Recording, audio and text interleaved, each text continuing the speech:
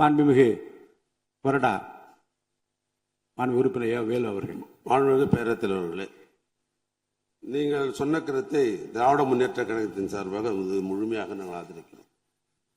காரணம், ஒரு திருத்தம் எப்பொழுதும் கொடுக்கிற பொழுது அன்றைக்கு ஏதாவது பிரச்சனை இருக்கும் என்று சம்பந்தப்பட்ட உறுப்பினர்கள் எழுந்து அந்த திருத்தம் எங்களுக்கு ஏற்புடையதல்ல, அந்த திருத்தத்தில் இப்படி மாற்றம் செய்ய வேண்டும் என்று கருத்தை சொல்வதற்கு முழு உரிமை உண்டு.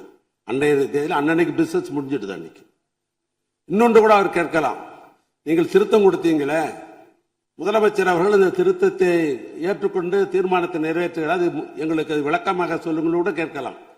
அப்படியும் யாரும் கேட்கல. ஏன்னா இந்த திருத்தம் எங்களுடைய கழகத்தினுடைய தலைவர் அவர்கள், இன்னும் குறிப்பாக சொல்ல வேண்டும் என்று சொன்னால், வீரேந்திர பட்டேல் முதலமைச்சராக இருந்த பொழுது அன்றைய தினம் பொதுப்பணித்துறை அமைச்சராக எங்களுடைய நெஞ்சமெல்லாம் இருந்திருக்கிற அன்பு தலைவர் கலைஞர் அவர்கள் பொதுப்பணித்துறை அமைச்சராக இருந்தார். அண்ணா அப்பொழுது முதலமைச்சர். அன்றையிலிருந்து இந்த காவிரி பிரச்சனை அன்றையிலிருந்து இது தொடர்ந்து பல்வேறு வகையில பல சட்ட போராட்டங்கள்லாம் நடைபெற்று அதற்கு பின்னால் உயர் நீதிமன்றத்திற்கு போய் உச்ச நீதிமன்றத்திற்கு போய் அப்புறம் ட்ரிபுனல் வந்து இப்ப அத்தாரிட்டி இருக்கிறது. இதற்கு பெரிய நெடும் இதற்கு பல்வேறு வகையில சட்ட போராட்டம் நடத்தி இருக்கிறோம். இது முழுமையாக திராவிட முன்னேற்ற கழகத்துக்கு தெரியும்.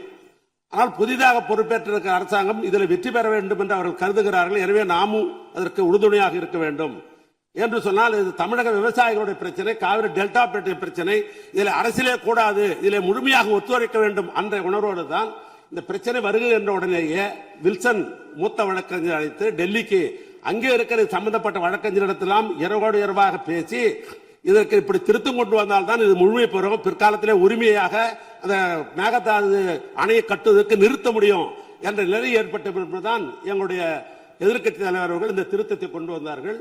முதலமைச்சர் அவர்களும் அதை படித்து பார்த்து பெருந்தன்மையோடு இதை இணைத்து ஒன்றாக போராடுவோம் என்ற நிலையில் தான் இன்றைக்கு அந்த தீர்மானத்தை நிறைவேற்றிருக்கிறார். அதற்காக திராவிட முன்னேற்ற கழகத்தின் சார்பாக அவருக்கு எங்களுடைய பாராட்டுதலையும் நன்றி அந்த நேரத்தில் தெரிவித்துக் கொள்கிறோம். அதில் ஒன்றும் மாற்று கருத்தும் அல்ல. 110 நாங்கள் எதுவும் சொல்லல. தமிழ்நாட்டு முதலமைச்சர் அந்த இறந்த குடும்பங்களுக்கு 10 லட்சம் ரூபாய் கொடுக்கலாம் என்று ஒரு கருத்தை சொல்லி இருக்கிறார். அதை நீங்கள் ஏற்றுக்கொள்ள வேண்டும் என்று நான் கேட்டுக்கொள்ள விரும்புகிறேன். ஏற்கனவே ஒரு மானிட்டரிங் கமிட்டி இருக்கிறது லேபர் சைடில், விழிப்புணர்வு உருவாக்க வேண்டும் என்று அவரே ஒரு புள்ளிவிவரம் படித்தார். 27,000 தொழிலாளர்கள் ஈடுபடுகிறார் என்று இருக்கிறார் என்று சொன்னார். எனவே இந்த 27,000 தொழிலாளர்களுக்கும் முதலாளிகளுக்கும் ஒரு விழிப்புணர்வு உருவாக்குவதன் மூலமாகத்தான் இது கட்டுப்படுத்த முடியும். ஏன்னா ஒரு அரசாங்கம் எல்லா இடத்திலையும் தனியார் இடத்திலாம் போய் பார்க்க முடியாது. விழிப்புணர்வு உருவாக்க வேண்டும். எங்களுடைய கழகத் தலைவர் சொன்னதை போல அந்த குடும்பங்களுக்கெல்லாம் 10 லட்சம் ரூபாய் பணமும் தர வேண்டும் என்று கேட்டுக்கொண்டு, நாங்க ஜீரோ அவரில் கேட்கல. நம்ம மீண்டும் பெரும் சொல்றேன், ஜீரோ இல்லை அவர் இல்லை என்று ஏற்கனவே நாம் அலுவலக முடிவு செய்து விட்டோம். அப்படி வரல. சில நேரங்களில் தமிழ்நாட்டில் நாம் எதிர்பாராத விபத்துகள் நடந்துவிடும். நம்ம யாரும் எதிர்பார்க்க மாட்டோம், ஆனா நடந்துரும். அது அரசாங்கத்துக்கு கவனத்துக்கு கொண்டு வரணும். அது கவன ஈர்ப்பு தீர்மானம். நான் உங்ககிட்ட கொடுத்த விட கவன ஈர்ப்பு தீர்மானம் தான்.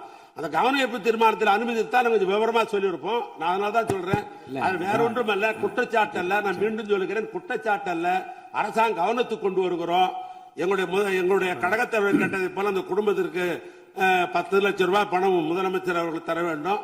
மீண்டும் சொல்லுகிறேன், எங்களுடைய தலைவர், எங்களுடைய சட்டமன்ற உறுப்பினர் அத்தனை பேரும் சார்பாக மாண்புமிகு முதலமைச்சர் இன்றைக்கு பிறந்த நாள் விழா, அவருக்கு எங்களுடைய திமுக சார்பாக முதல்ல நல்வாழ்த்துக்களை தெரிவித்துக்கிற அதே நேரத்தில் இந்த தொழிலாளர் குடும்பங்களுக்கெல்லாம் பாதிக்கப்பட்ட குடும்பங்களுக்கு ஒரு 5 லட்சம் ரூபாயும், இறந்த குடும்பங்களுக்கு 10 லட்சம் ரூபாய் பணமும் முதலமைச்சர் அறிவிக்க வேண்டும் என்று திராவிட முன்னேற்ற கழகத்தின் சார்பாக மாண்பு உறுப்பினர் வந்து இந்த 55 விதியின் கீழ் சொன்ன என்ன சொல்றேன், இந்த விதி அந்த விதி என்றில்லாமல் நீங்கள் சொல்லுகிற இந்த கருத்தை எப்போதுமே காலையில் வந்தவுடனே இந்த 55 விதியின் கீழே கவன ஈர்ப்பு தீர்மானம் கொடுக்கிறேன் என்று அவசரப்படுத்தாமல், இதே பாருங்க, இப்ப நீங்க பேசுனீங்க, உங்களுக்கு நேரம் கொடுக்கப்பட்டது, அந்த நேரத்தில் பயன்படுத்தி அதை உங்கள் கோரிக்கையை வைத்தீர்கள். இப்படி உங்களுக்கு என்று வாய்ப்பு தருகிற போது அந்த பிரச்சனையை சொல்லுங்கள், தகுந்த விதத்தில் பதில் சொல்வா என்றுதான் நான் காலையிலிருந்து சொல்லிக் கொண்டிருக்கிறேன். அடுத்து நீங்க உறுப்பினர் நீங்க பேச முடியும், இருங்க நான் கேட்டுருங்க. உங்களுடைய உறுப்பினருக்கு பேச வாய்ப்பு இருக்கிறது, பேசுகிற போதுதான் பேச முடியுமே தவிர இந்த பிரச்சனை குறித்து விவாதத்துக்கு இடமில்லை.